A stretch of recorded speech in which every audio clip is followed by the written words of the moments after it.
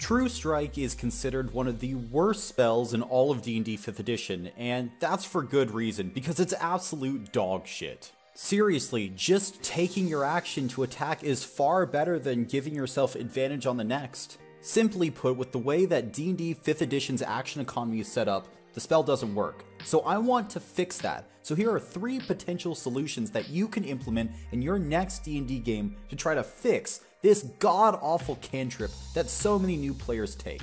Number 1, just make it a reaction. Seriously though, there aren't a lot of reaction spells, and I don't think there are any reaction cantrips. And even after making this spell a reaction, you would still have many different classes who would not actually want to cast it every single round. A wizard might want to use the reaction for shield, a warlock hellish rebuke, but giving it that option puts it in the mechanical mix. Why not use True Strike? Now these next 2 options are going to expand the spell beyond just your attacks and open it up to other ally attacks. Because True Strike should really affect other creatures than just you.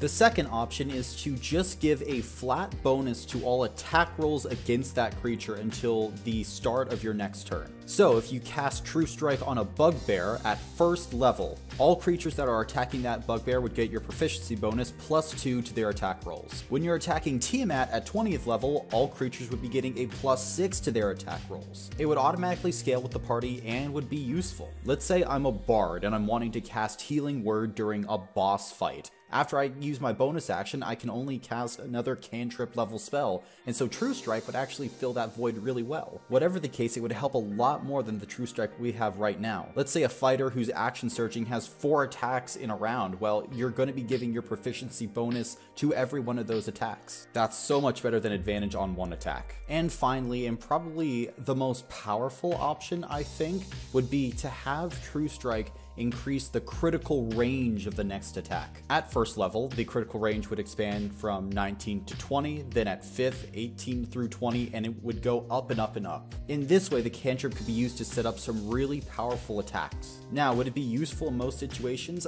I don't actually think so. I think that you would probably be better off casting a leveled spell. But I know that some players would take advantage of builds built around True Strike, and it would at least make the cantrip interesting. And you know what? I see the biggest flaw of True Strike is that new players pick up the cantrip thinking that it's going to be a useful spell and will be using it often, and then they take it and they realize, it's just not very good.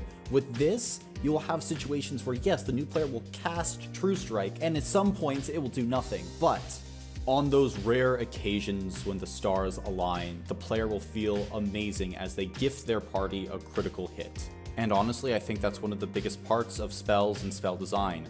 Do they make the player feel awesome when they cast? And True Strike as it is now is just mechanically terrible, and it feels terrible as well. If you're looking for more D&D content from this channel, I recommend this video right here, and thank you for entering the dungeon.